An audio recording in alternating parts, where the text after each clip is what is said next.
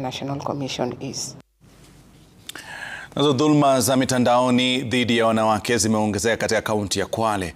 Waathiriwa wengi wakiwa wanawake wanaofanya kazi mataifa ya nje kwa kulaghaiwa pesa na marafiki zao wa kiume kwa tishio la kuweka picha zao za siri mitandaoni. Na wakati wanaharakati wanaendelea kuadhimisha siku 16 za kukabili dhulma za kijinsia, serikali imetakiwa kuwekeza zaidi katika elimu ya umma kuhusu sheria za kudhibiti dhulma za mitandao. Na wakati wale wapendwa wanaulizia picha zao za faraga, wale wakina dada wanaweza kutuma zile picha za faraga kwa wapenzi wao ambao wako hapa nchini.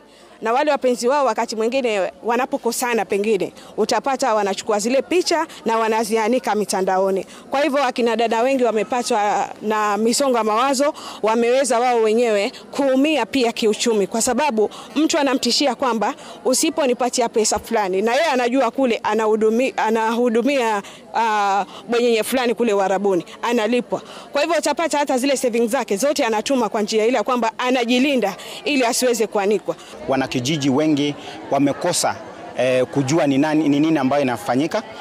Wanajua sheria ziko lakini hawajui hizi sheria zinasema nini.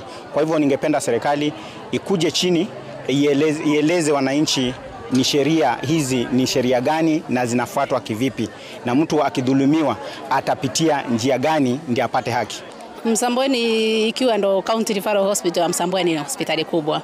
Kwa hivyo watu wengi wakipata ile dhulma watakuja direct pale, na pia polisi haiko mbali sana na hospitali. Kwa hivyo kwao wanaona ni very convenient.